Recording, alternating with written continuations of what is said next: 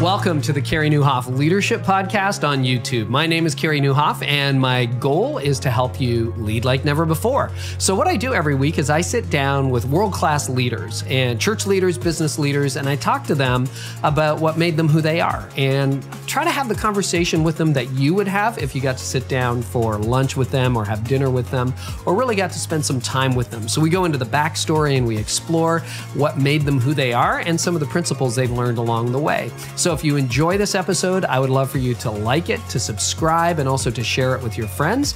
And in the meantime, here's today's episode. Bob, welcome back to the podcast. It's a thrill to have you and be with you again. Oh, thanks a million. What I'm enjoying is that I'm able to see you on Skype here. It's good to see your face, buddy. Yeah. Well, thank you. Yeah. We're looking forward to being in person again soon, but we don't live in that world right now, do we? Yeah, but I'm okay with that. I think a lot of people, are afraid they're going to lose their job, but I think there's a lot of people that are afraid they'll keep them.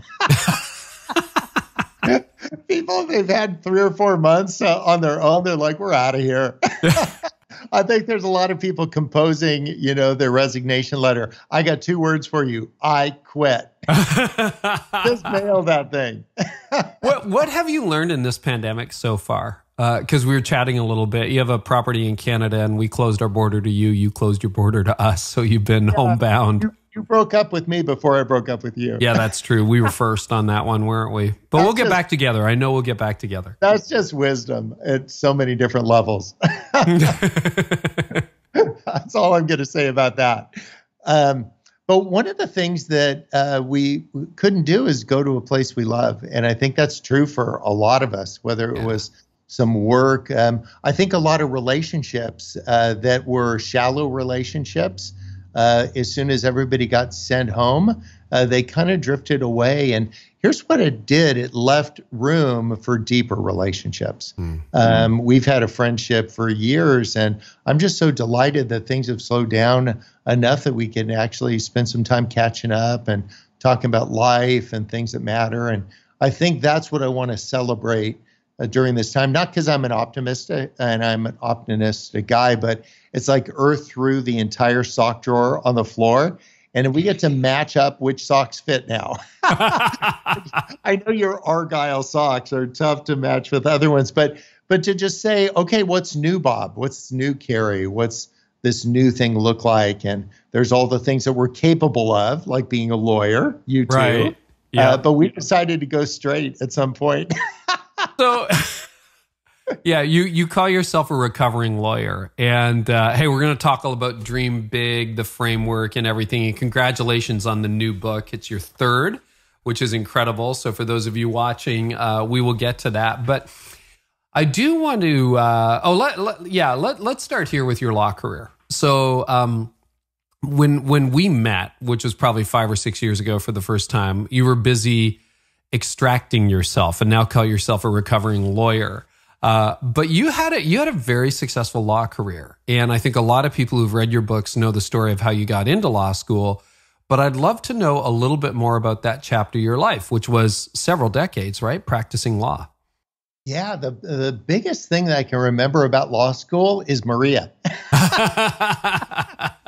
I was super, super busy in law school until I met sweet Maria. And then I had all the time in the world for that girl.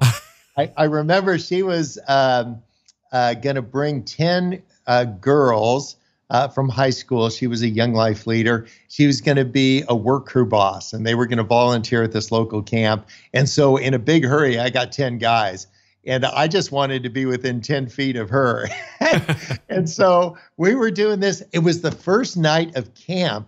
And it was back, I think they were still improving pacemakers, because a woman, her pacemaker stopped and she did like face in the spaghetti. She was gone. And I knew how to do CPR. And I'm trying to get Maria to like me these days. And so even get to know my name. But we got her going again.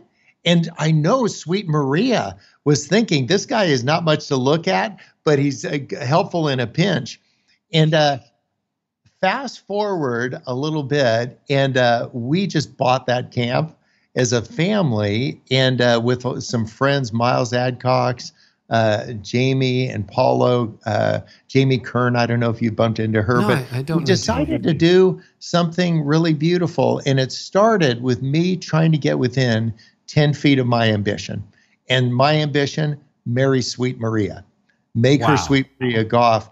And sometimes what happens is that a dream that you might have is a little bit, it's a circuitous way of getting there. That's the best way I can describe law school. I just wanted to know one thing that everybody else didn't know. And I decided to be a construction lawyer. And it wasn't because Jesus was a carpenter. It was just that it was interested me. And then after doing that for a lot of years in California, I decided to go to Washington State to be up a little bit closer to the border. And so I commuted for 25 years. I flew up in the morning, I did my work, I flew home for dinner for a quarter of a century.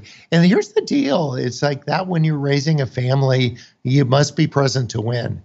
And I think the thing that I'm learning in my own journey is this idea of trying to provide for our family. Sometimes we're spending so much time trying to provide for our family that we're not providing for our family. And to remind ourselves that we're not like, Maria didn't marry, me because of my ability to produce money. She could have married an ATM and got one of those. And he actually would have picked up his socks too. But she wanted me to be around. And as much as I tried, I felt very distracted by the other things. Law became a distraction from some of the other things. So I hope perhaps like you made that transition from what you're capable of, which is practicing law, to what you feel a sense of calling to, which is to do those things in Matthew 25.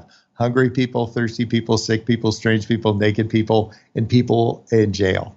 So that's what I'm spending my time doing. Classic conversation with Bob. We just covered 3 decades and 17 different things in 5 minutes, which is the best, Bob. It's the best. I want to come back to some of them, but I want to double click on some stuff. So you commuted 3 states, if I've got my geography right. You went from San Diego past Oregon to Washington State every day after breakfast and got home for dinner. Did you pilot your own plane, or how did that work? No, it was this guy called American Airlines and another guy called Alaskan Airlines. I know this sounds nuts, but bear with me. And we live way out in the bush in Canada, in British Columbia, and the only way in and out is by seaplane. Correct. If you want to get there anytime soon. And so I started a little airline. I thought, I'm a lawyer, I could start an airline. So we started this little airline. We called it Pacific Wings, not knowing that there's an airline in Hawaii called Pacific Wings. I just figured if they were, had a problem with that, they'd change the name and repaint their jets. So we just kept the name because I had an airline and Alaska and American had airlines. We code shared. So I didn't have to pay for tickets to fly to work and back. Is that crazy? Okay, that's no, I don't even understand that. So you actually started because you can get into your cabin in Canada. So did you do most of your work for 25 years from Vancouver then, from that lodge? No. From Seattle, but because I had an airline, Alaska Airline employees could fly on my airline for free. And so I got to fly on their airline for free. That's incredible. This commute, it cost me like $7 in taxes, and I ate $10 of peanuts. And so one of the things that I want to get at is this idea, if you find an ambition, and my ambition was Maria, and then my ambition was to be around the family, but you also have a tug, which is a vocation, which is sometimes a law practice might take you somewhere else. I think you can find a really winsome way to do that. And I mean, if you saw what the planes that we had looked like, they were mostly duct tape. But one of the things that you could do is a winsome way to get there, a winsome way to make these things happen. And sometimes people let the traditional way of practicing law get in the way of a better way to practice law, the traditional way of doing plumbing or teaching or whatever kind of advocacy lights you up, or pastoring. I would say, can you do it? Is there a more fitting way, fitting in terms of how it fits how God wired you to be? And I'm a pretty optimistic guy, and I just thought, well, let's drive that thing around the block. That's such a Bob story. It's such a, I don't know too many people who would start their own airlines to get to work. How long would that trip take you every day? 2 hours and 40 minutes. They called me Mr. G at the airport. Yeah, I've done 2 adoptions for the ticket ladies behind the counter. Yeah, so I got to know them. At Christmas time, when you get your peeps together, I just go to the terminal. I know the guy. Everybody, and you're there every day, twice a day. And so they would have my ticket waiting for me. They would see Sweet Maria drop me off. They'd have the ticket out, and I would just go by and pick it up. That's incredible. So you did that every day for 25 years. Now it's Goff, and DeWalt, right? And you specialized in construction defect litigation. Is that correct? Isn't that crazy? Yeah. It seems like such a long time ago because it was such a long time ago.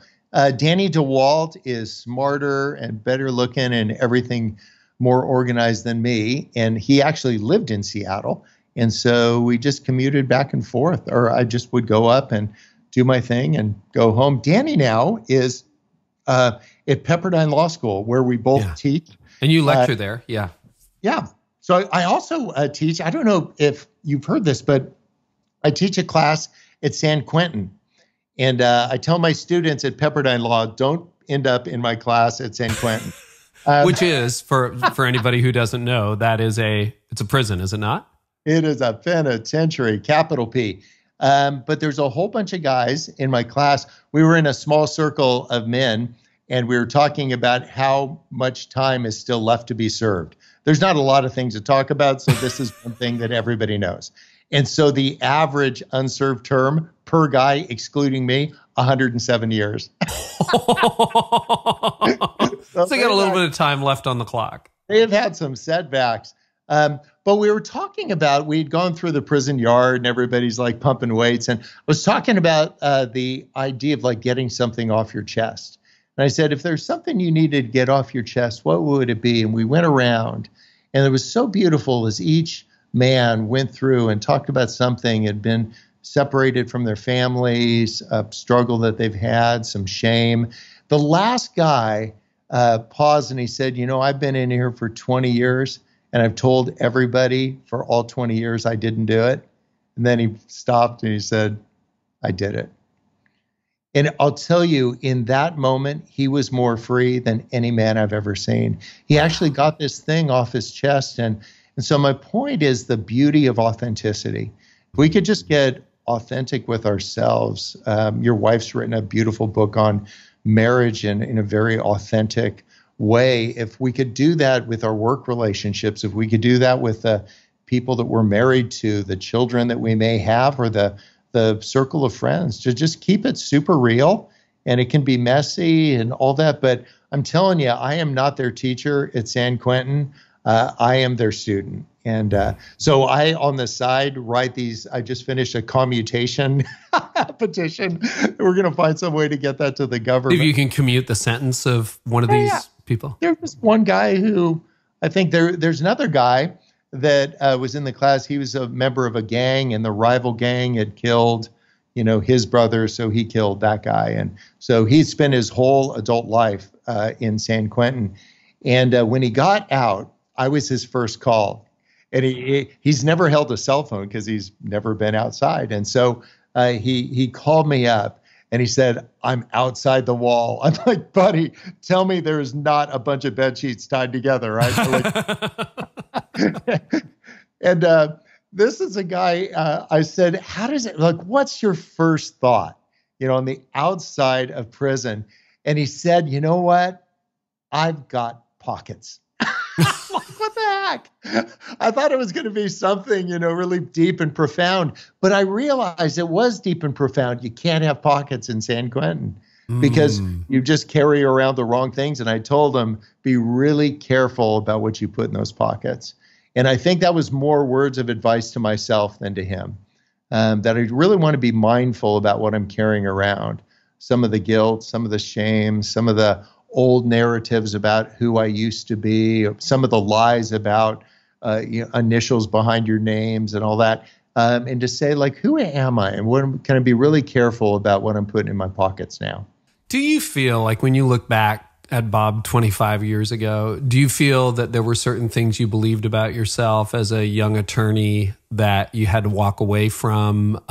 You were, by every account, and I don't know a lot about your legal career. Number one, there's not a lot published. Number two, you don't talk about it a lot. But from the few people who know a little bit about it, they say you were unbelievable as a lawyer. I mean, first of all, you freed a lot of people in your work in Uganda and around the world, et cetera, San Quentin. But, you know, if you got on the other side of Bob in a construction defect thing, it was a thing to behold. Talk to us about that season in your career, what you believed about yourself, how that's changed, and what practicing law for a quarter century taught you. I thought I had to win all the arguments, and I actually got really good at winning arguments. But I just don't know if that's good advocacy. I think what I'm seeing in the wisdom of the men around me and women around me that are my teachers is knowing the right arguments to lose. Never lost a case. I heard that rumor, and I didn't even want to say it because I thought that can't be true. You never lost a case. Yeah, and it's not because I'm an awesome lawyer. I'm an awesome picker. You know how to pick your clients. Nobody could lose. Yeah. So if there's any chance I was going to lose, I'm like, nah. So one of the things that I want us to do is be a little pickier about the arguments that we engage in. We don't have to swing at every pitch. Not every argument is one that you need to win. The only time I raise my voice is when I'm yodeling. And I've never yodeled. But so one of the things I think in our advocacy is to know why we're doing what we're doing. To remember that. And strangely, what that was is my undoing as a lawyer, because at some point it pivoted to providing for my family to actually a source of fundraising, because we started doing stuff overseas, and you can make a lot more money taking a deposition than making cupcakes. And so I thought, well, I'm going to actually figure out another way, because I'm kind of changing. And that's when we wrote Love Does. Yeah. I thought, yeah. So we'll just give all the money away, write a book. And they sold some copies, and it ended up being the way to help make some of these other things happen. And I got all of my firm together. We were in this tall building downtown in Seattle, and I knew it was time to quit, because I got off the elevator on the 27th floor, and I walked up to the receptionist, and she asked me who I was there to see. I said, oh my gosh, actually, that's my name right behind you. And I realized it'd been so long, I didn't even know the people that work there. So that day, I got everybody together in the biggest conference room we could, and I quit. Yeah. I just said, I'm out. I gave the key. I took it off my ring. I gave it to a guy that had been working for me for a decade and a half. And I said, it's all yours. You don't owe me anything. How many years ago was that? Was that like 5 years ago? Yeah, 6 maybe. Yeah. 6. He said, are you kidding me? Actually, he didn't say kidding, but that was the import of what he was reaching to say. And it was a stupid financial decision, but it was an awesome new creation decision. And here's what I'm thinking. If you're listening in, what's a new creation decision? You've had this wide spot in the road that you didn't want when Earth stopped spinning a little while ago. So who's new you?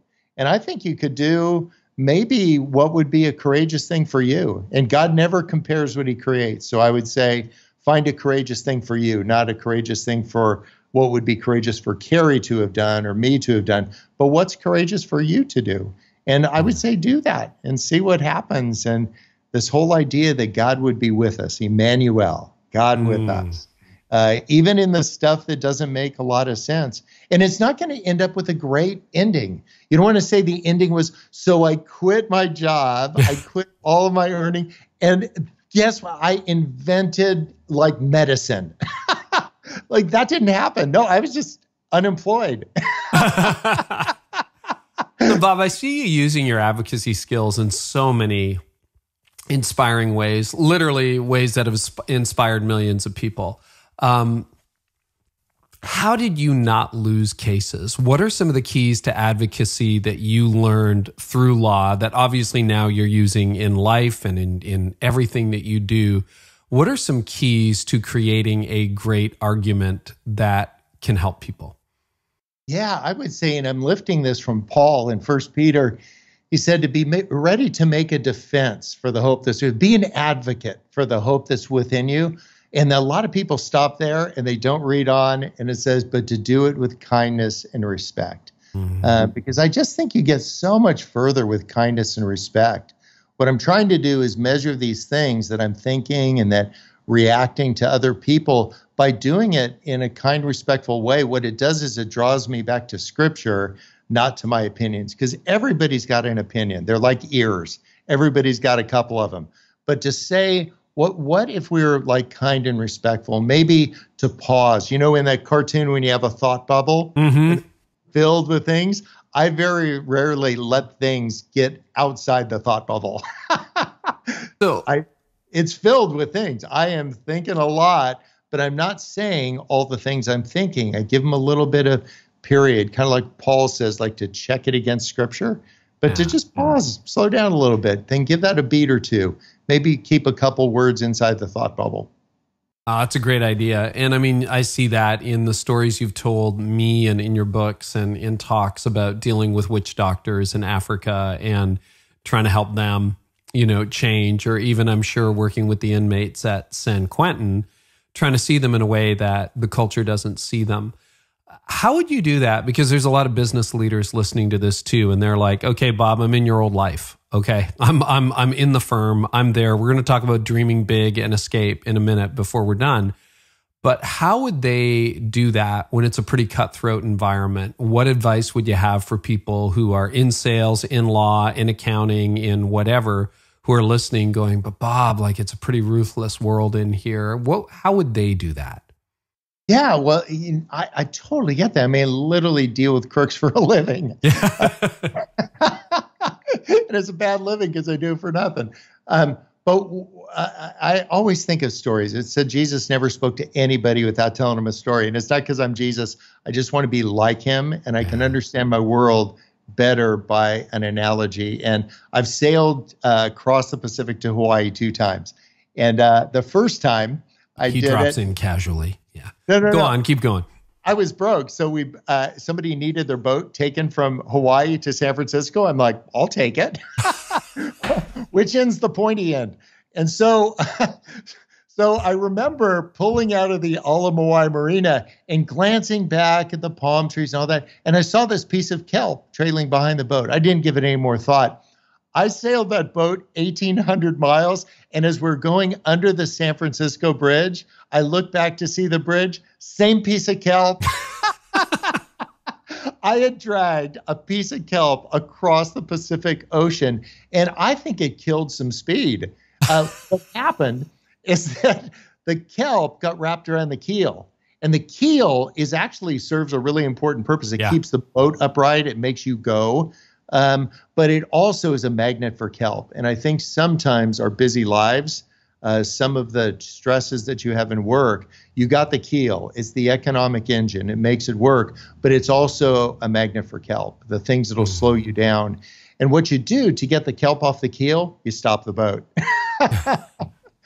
You can actually turn the boat into the wind, drift backwards, and all the kelp will fall away. And I think that idea of finding a quiet place to get a little rest that Jesus talked about in Mark, I think there can be some benefit to just slowing down a little bit, like quieting it down. When I was college and I scraped together enough money to go to a Bruce Springsteen concert, I went with 3 buddies, and one of the guys had the keys to my car. And so I was shouting to him, like, do you have the keys to my car? Because I needed to leave. And the other guy thought we were in an argument. We weren't arguing. I was just trying to get the keys to my car. But the room was so loud that it sounded like an argument. And if I can analogize that to today, the world is so loud. And it looks like we're having arguments when we're really just trying to communicate an idea. And so if we could slow it down, let the kelp fall off, if we could quiet it down, go find a quiet place, if we could communicate what we need to know, like, who we are, where we are, what we want. If we could just say who we are, not like what our driver's license say, but who we really are, where we are. I'm in a difficult marriage. I'm in a rough job. I'm in a wherever. And then just describe what you want. What I need is a break. What I need is, so if we could kind of self-prescribe to ourselves, but we got to kind of slow it down. We got to let the kelp fall off. The keel's not the problem. The kelp's the problem. And so you could think of these commonly, you've referred to them as limiting beliefs. Like, what are some of the things that got wrapped around? The kelp's not a bad one, trying to screw up my trip, but it ended up slowing me down. And I think if we can pause enough to do that, just kind of take this big assessment that we have the time to do, and then just say, what are the things we want? I've been telling, we've been in, I bet 110 cities a year for the last 7 years talking to people. And I remember praying from Motel 8, like if I could just get home. And I feel like 3 months ago, Earth leaned over the rails and said, what's your second wish?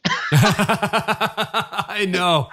I'm like, wow. So to be fully present where you are, I love it in the South. They say, be where your feet are. So sometimes we're not where our feet are, right? If you're listening and you've got one of these iPhones, this is not your friend. But what you're doing, you're lying in bed, your eyes are closed, but you're not asleep. You're not resting. You're thinking about work. What I want you to do, get out of bed, get fully dressed, and then get back in bed. Because then you will realize that I'm actually at work right now. If you're at the dinner table and you're sending text messages, I want you to leave the dinner table, go get back, get out of your sweats, get in your suit and tie. Everybody else knows you're at work right now. You don't know you're at work right now. And so if we could have that kind of an awareness about like where we are and what's going on, and then just get real with that. No shame. Let's just get accurate.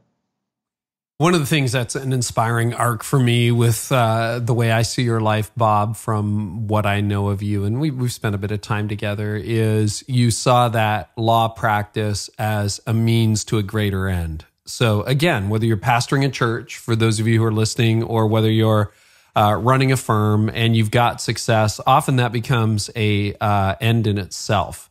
You never really, when did you start to see your law firm as a ticket to something bigger? Yeah, I just started thinking of it as fundraising. So just go like, come on, let's go do this thing. So it was a pretty good day job, but then. But was that early on? Like, did you have that vision from day one, or did that happen like 5-10 years in?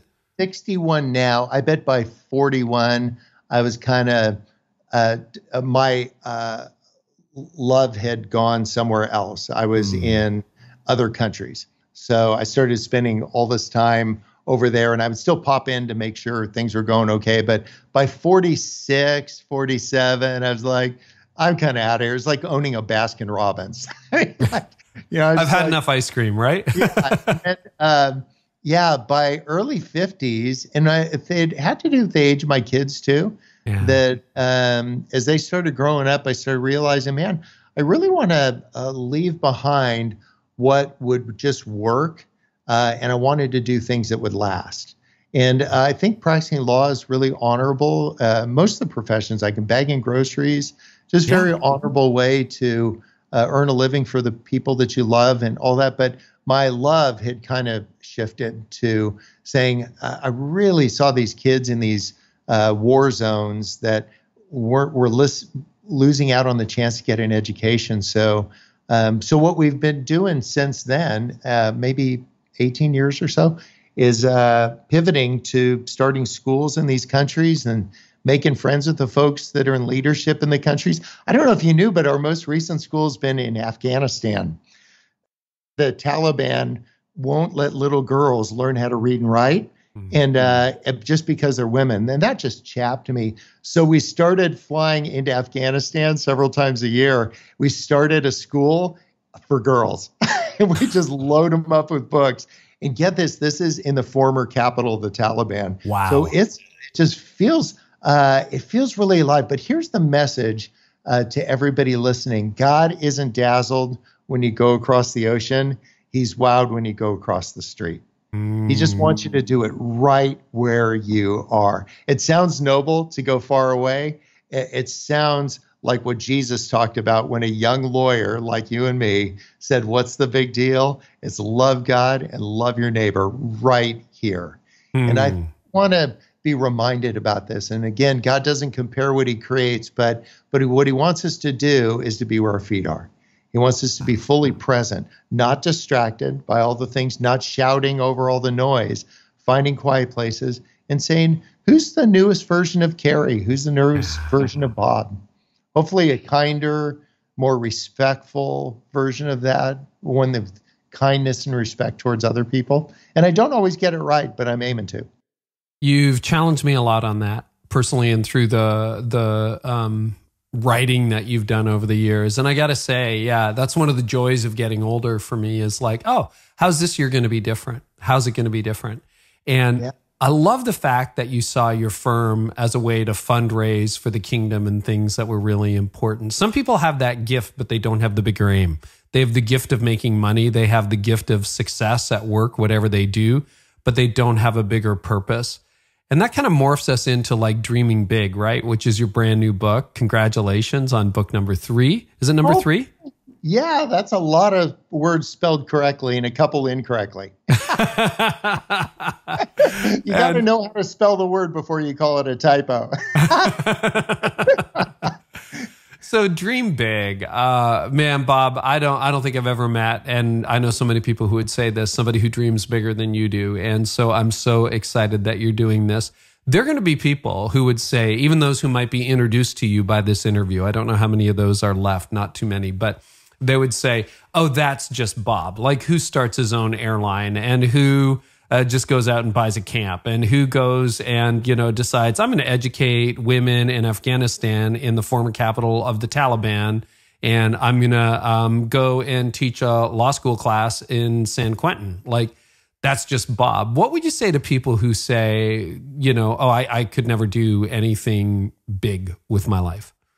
Yeah, there's a neighbor that lives across the way, and she's with Jesus now. But we got a baby monitor for $7, and she was living all alone. And we've gotten to know our neighbors, and so she asked if we would be willing to listen in on her just to make sure that she's okay. And so for $7, I mean, you're doing something that's right in line with Jesus. Jesus isn't going to talk about schools in faraway places. He's going to talk about what you did with your neighbors. He isn't dazzled by all that stuff. If it isn't about hungry, thirsty, sick, strange, naked, or in jail, it's just not going to be discussed. And so this woman, we heard a bump in the evening, and she actually had fallen over with this massive stroke. And we got to spend the last minute or two of her life with her. Oh, wow. And you can do that for $7. Just because you ask somebody, I'm not trying to eavesdrop on your life, but why don't you turn that thing on when you want me to listen? If you need somebody in the house with you in your advanced stage. So those are the things that I think we'll remember. It won't be, the other stuff is off-putting, actually. That's why I drive a 2001 Suburban covered in an inch of Cheetos. That stuff creates distance between people. So I cringe at that. What I want to do is be like really engaged where my feet are, to say, can we do that one step of kindness? I've never given Sweet Maria a daisy that had more than 3 petals on it. And the first time she looked at it, she's like, what? Like defective daisy. And then she's like, oh, I get it. He loves me. He loves me not. He loves me. It's all start. Guys, get the petal count right. But one of the things that I want us to do is just delight in the simple things. Like Jesus heals people with withered hands. You and I, when we were connected a little bit earlier, it was on a phone, on FaceTime. Yeah. But I told you I can't handle on the phone because my hand has this quiver in it now. And I got malaria on one of these trips. And ever since then, I've just had this, like something got disconnected. Not sure what it is. And so I'm just aware of my limitation. It's not a big deal. I don't self-identify as the guy with the shaky hand, but I go like, no, I'm just aware of that. And we would be like all over the map. It'd be like whipping eggs to be having this conversation, not on the computer. I've had this mark on my forehead. Yeah, yeah. Ever since I was a kid, I had a mark on my forehead. I was at a dermatologist. He said, you don't need to have that mark. I'm like, really? I just thought that was like, and he said, no, like here, it took him 2 seconds. He just went, and like, I'm like, wow. And it wasn't a pride thing. It was just like some of the things we've been carrying around, some of the things we've been filling our pockets with, some of the shame that's been wrapped around our keel. I'm seeing a theme in my life that we can just deal with it. You don't need to make it complicated and go far away. Go across the street. Go take a greater interest in somebody else. I'm a Bible verse guy, but not everybody is.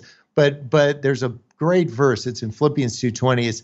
It's Paul talking about Timothy. He's a guy who takes a genuine interest in the people around him. You want to do awesome advocacy? Take a genuine interest in the people. You want to touch a lot of lives? Take a genuine interest in your neighbor across the street. And nobody will know you for that. You'll know you for that. Make these requests known to God. A God who says, I know what you need to pray about before you pray about it. I think he's making your request known to you. Know what you want. And then say it. Find the words. And I just think if we keep the right words in the thought bubble and we can find the right words to express to each other, we'll find our next way forward. Wow. Why do you think, Bob, that Christians seem so obsessed with comfort? I know I can sometimes, making everything predictable, comfortable, safe. Do you see that? And what would you say to that? Well, I think we gravitate towards that. I mean, stated differently, we want to avoid pain. So that's right. the finger on the hot griddle. So you learn early on to avoid pain. And so sometimes if you equate vulnerability with pain, you say, like, if I was vulnerable and then that person told somebody else, that was really painful to me. It felt like betrayal. And so you make a rule for yourself. You make this rule: I will never express that kind of vulnerability with anybody ever again.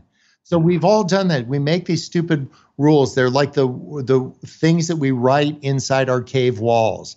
Never be vulnerable. And I think what the process of our life and aging is going down the cave, like spelunking, turning on the light and saying, what's been written on the walls of your cave by you? What was written by other people on your walls? You're not handsome enough. You're not smart enough. You're not rich enough. You're not poor enough. You're not whatever enough.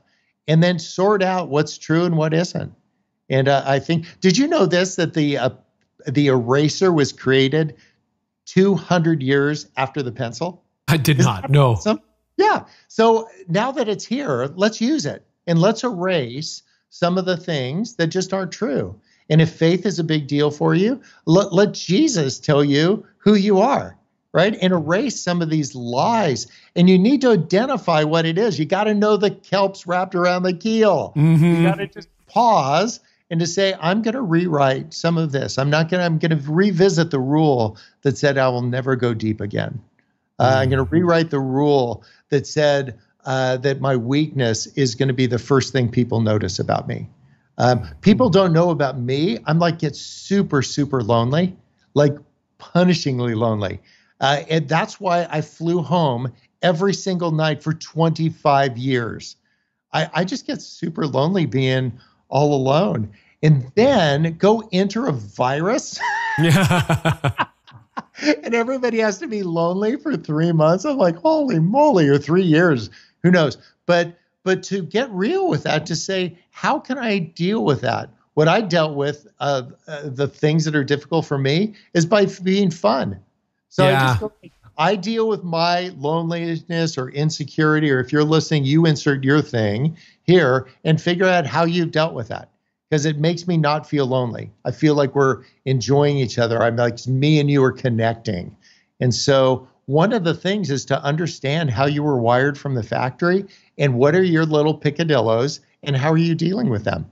And then just make friends with that. Just get real with it and make the adjustments you need to make. But you got to do it from a position. You got to see the kelp to know you got to back down. You're good friends with Ian Morgan Cron, who has written some great books on the Enneagram, and he's an interesting guy. You would be like a textbook Enneagram 7. Is that true? Yes. Flaming 7. Flaming 7. Yes. So I'm an 8 with a wing 7. What's your wing? Do you wing 6 or do you wing 8? 8. Eight, that's what I thought. The guy that tries the death penalty against the witch doctor. And you're like, you're mine.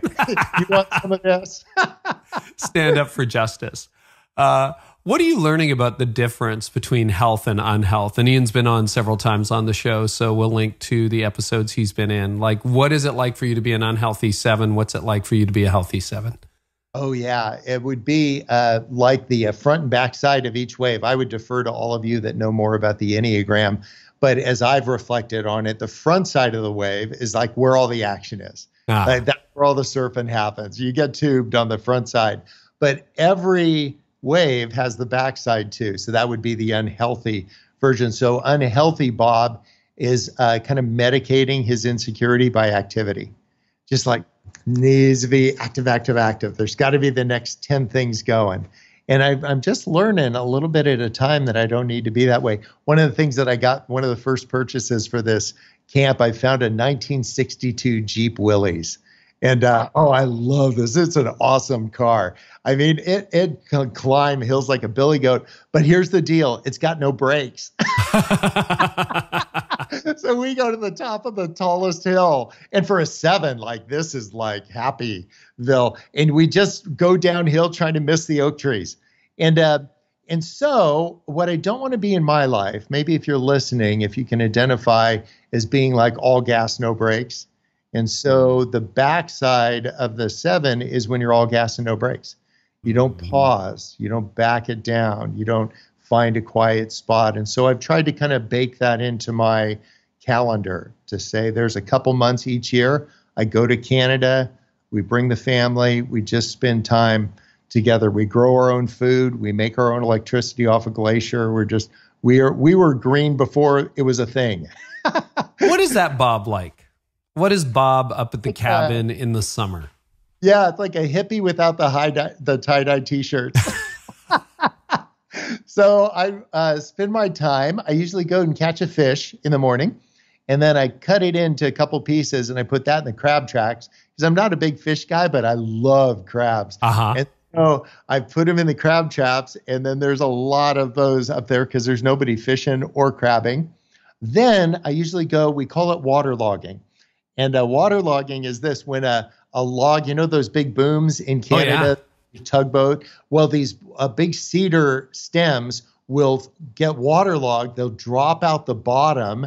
They'll stay underwater for a couple days, and then they go vertical, and only the top 4 inches is above the water. But it could be 100 feet long down below the water. You do not want to hit that with a boat. And so I get the binoculars out, and I look for seagulls. All you need to find is one seagull sitting on top. Perched on the log. Yep. Yes. Now, there is $30,000 of wood in a 100-foot cedar log. And so I'm like, I'm going to send somebody's kid to Harvard on that. So I find the log, and then I run out with my boat. And sometimes the log is only 2 inches around. Like rats. But sometimes it's 3 feet around.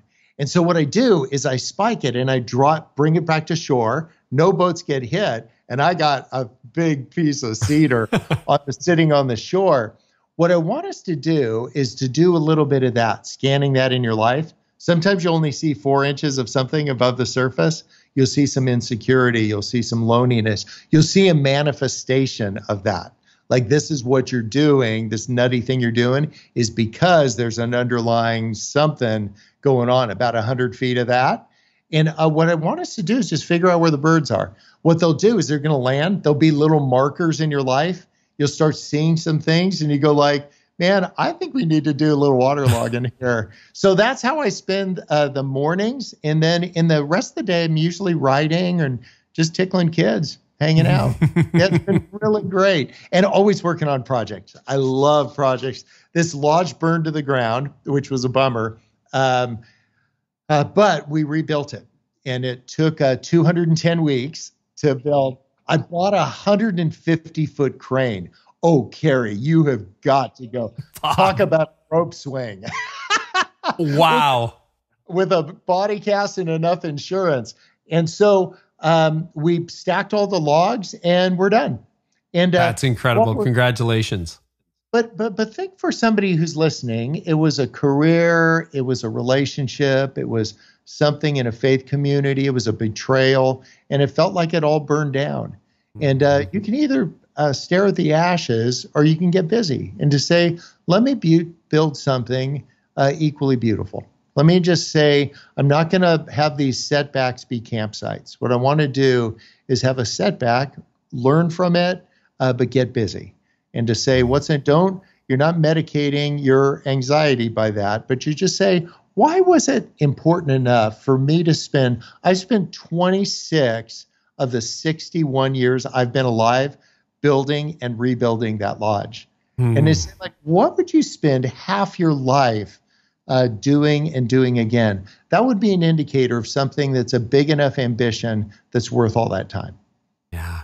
The other thing that's really special, and I haven't been there, we look forward to one day perhaps being there. But when we were at your 60th birthday party last year, and it was a great gathering, a night I'll remember for the rest of my life. But Sweet Maria had the new table that was going to the lodge set up, and everyone at the party was encouraged to take a Sharpie and write their names and an encouraging word underneath that table. And at the very heart of that is people, which I think ultimately is a legacy you leave, right? I think that's the thing that's going to last. It'll be, say we're like praying for you. And what we're really doing is Sweet Maria and I are lying on our backs underneath the table, looking at the names of people that have intersected our lives and what we've learned from them. And I think that would be a great, whether your table is, something that you got at a yard sale or you got at a fancy store, it wouldn't matter.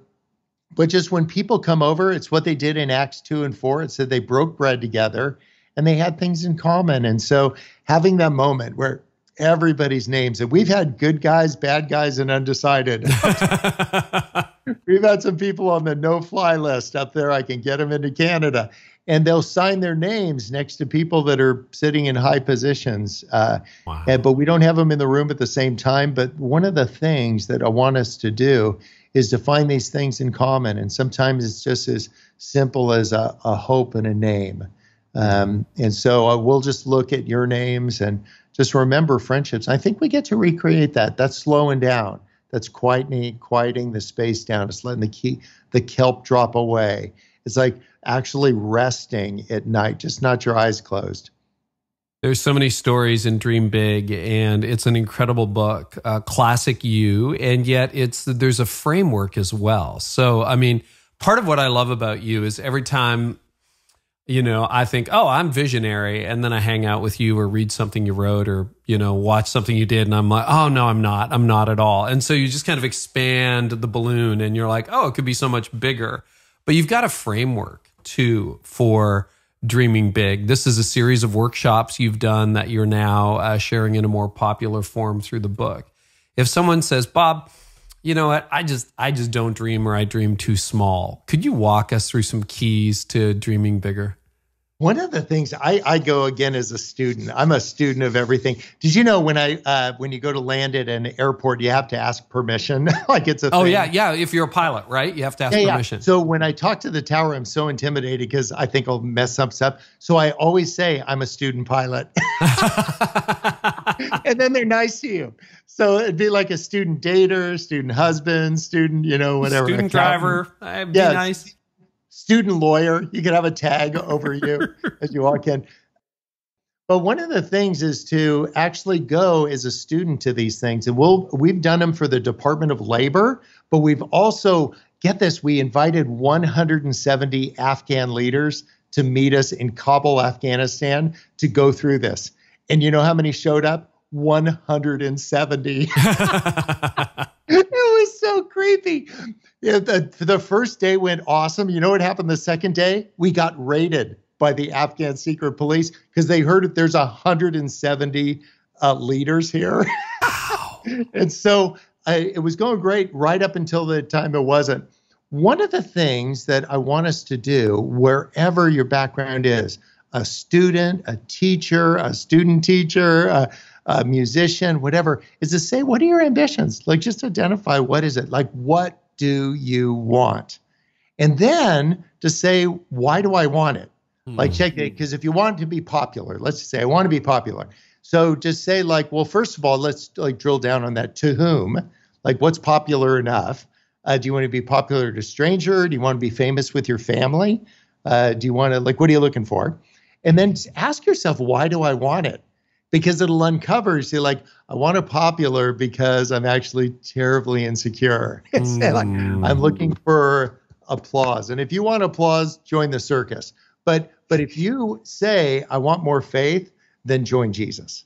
Join the poor. Join people who are in their suffering. Find people with kelp around their keel. And don't tell them what to do. Remind them who they are. You are a wayfarer.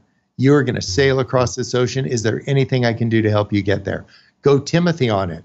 Take a genuine interest in their welfare. And you'll actually uncover some of your ambitions. So know what you want, why you want it, and then importantly, decide what you're going to do about it. There it is. Just instead of making it brain candy, like I want to build a dam and give fresh water to 1 million people. That's awesome. But if you don't have $100 billion, you ain't built a big dam. But you could go to Home Depot and for $6 you could get a faucet. You could give one person fresh water and then double down. Just go 2 people next year, next week, whatever. But to find something, an action, like to just do it. And it's not because God needs your help. And I ask him every day if he needs my help, and he gives me the same answer. No. He needs my heart. And so to say, what do I want? Where's that coming from? And then why do I want it? And then decide the action plan. There's a gathering they do in London, and they get a bunch of people in a place. And so I knew I was going to be there. It was May 16th of last year. And so I wrote to the Queen and I said, I'm going to be in London on the 16th. If you're in London on the 16th, I mean, let's have tea, right? Pinkies out. And one of her ladies in waiting wrote back to me. She said the Queen is terribly sorry she can't meet with you. I just tore her all up. But here's the deal. For $1 in postage and one envelope, I'm talking to Buckingham Palace. Yeah. That would be the difference between having ambitions. That's not a life ambition, but that was something happening in the moment. I would say get in contact, know where you're going to be and say, hey, can we make something interesting? Find somebody across the street who needs a baby monitor so you can listen in at their, it'd be creepy if you didn't let them know, but so you could just be helpful to your neighbor. Like there's something beautiful about that. So I think our ambitions come in small, medium, and large. So have a little of each. And again, knowing that God isn't comparing this. Keep your eyes on your own paper. Bob, people have got to get the book. It's inspiring. It's mind-bending. Every time we have a conversation, I feel like I'm on a roller coaster and I never know what hill is coming next and what twist and what turn and what corkscrew. And it's just riveting. And here's where I want to close. What's one question you wish people would ask you that no one asks you? Oh, I think it wouldn't be just how you doing or what are you up to, but who do you see yourself becoming this year? Just forward looking. Tell me about the next version. If it's really true that we're new creations every day. I met new Bob 6 or 7 hours ago. He woke up and I'm like, okay, new Bob. I've spent 61 years being old Bob, but somebody said, tell me the guy that you're becoming in the next year. Tell me about who he wants to be. Who are you becoming in the next year? Grandpa. That is happening now, isn't it? Yeah, that's been my ambition since junior high. I hadn't even gone out on a date.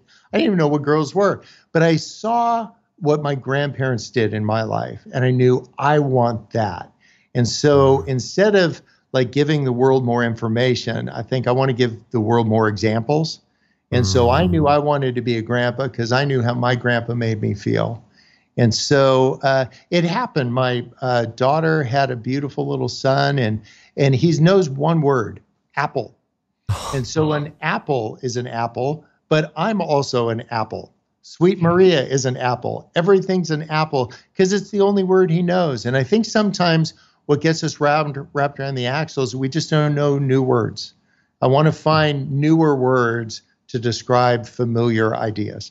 And if we can do that in our faith, if faith is important to you, find another way to describe something. Dig a little bit deeper, change the camera angle on it. And I think what you'll discover is more about your faith, more about what you really think. If I told sweet Maria, like, I love you, I love you, I love you, I love you, I love you, I love you, she'd be like, dude, like, that would be so, I'm over that. Be like, so it would be better to give her a daisy that had 3 petals. To say, this is just another way of me showing you that I love you. She isn't wowed by a defective daisy. She's inspired because somebody took the time to find a new way to express an otherwise familiar idea. And that's the guy I hope I'm turning into. I want to continue to find ways to express that. And I just knowing that we're in this thing together, Carey, I mean, who flies from Canada to San Diego to surprise a guy on his birthday? I mean, those kinds of expressions of love, it just was just over the top. I want to make those kind of memories for other people this year. Tell me about your grandfather. Oh, he was a fireman. He worked in San Francisco on the docks, and he worked the graveyard shift for 45 years. But get this, he never put out a fire. I don't even know if he knew how to. But you know what he knew? He knew how to love me well. My grandmother was the same way. She never got a driver's license, had a 3-wheel bicycle she drove around town in. And every year, they would surprise me with something else. And one year, I got a room in their house. Oh, wow. They said, this is your room. And what was unique about that is every time they used the room, for any reason, they walked inside, they put a nickel in a drawer, and they called it room rent. And so I was like, I felt so honored when I'd go over to their house. I'd run upstairs to see how many nickels were in the drawer. It wasn't about the cash. It was about them acknowledging, this is my room. And they remembered me, and they paid me room rent. Now, fast forward it here at our house, Maria's like slipping $10 bills. I'm like, stop it. But what I would do is I'd take all my nickels, we'd go to Disneyland once a year, and I would buy my grandma their rock candy. You know, it's like, like a gateway drug to diabetes. But it was this rock candy, and she would take this rock candy, she'd put one in her mouth, and I'd say, it's candy. She's like, I know what candy looks like. This is a rock. I go like, no, try it. She'd put it in her mouth, and she'd act as surprised as she was the year before. And she'd say, this isn't a rock, it's candy. She made me believe I was the most amazing, the splendiferous, creative guy ever in the whole world. And I think that's the role that I want to play with this little kid that can only say the word apple. I want to make him know that he is the most creative, amazing kid ever. His vocabulary is small, but he's nonetheless, we're going to already start paying him room rent. We have a crib upstairs, and when Maria and I go in, we put little nickels in there. And I think that kind of, if we can pass on those traditions, if we can value other people in that way, that's the guy I want to be. You know why we flew down to celebrate your birthday? Well, largely, we love you, but Sweet Maria invited us. And that is the best. And I think that's what this book is. I think, and in so many ways, that's the role you played in my life. It's an invitation to something bigger. It's an invitation to dream. It's an invitation to do all of that. So Bob, on behalf of all leaders who know and love you, thank you. You're a gift. Oh man, so grateful to be in this worldwide family of friends. And I just hope if you're listening and something resonated that Carey had to say, or if you were thinking something along the way, that you'll find a wide spot in the road, write yourself a note, but then actually do it. Actually make the call, send the text, do the thing, do something that would be courageous for you. And then just watch what happens. God will do something really surprising with that.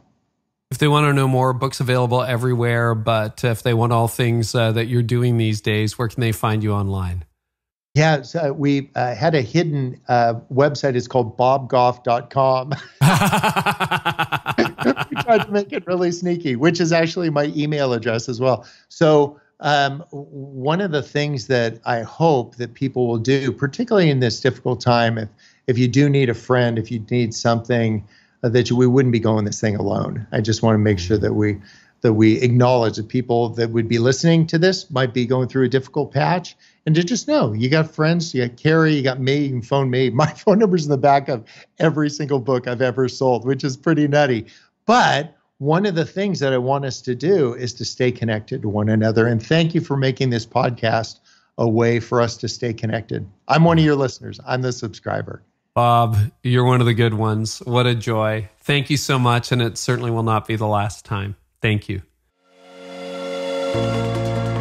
Well, I hope today's episode was helpful to you. You can always get more by subscribing to my channel. I also have a lot more content over at CareyNieuwhof.com for leaders in business and leaders in churches. And you can get transcripts of this episode there and so much more, plus some other stuff I do for leaders. So head on over there to discover more at CareyNieuwhof.com. And in the meantime, I really hope our time together today has helped you lead like never before.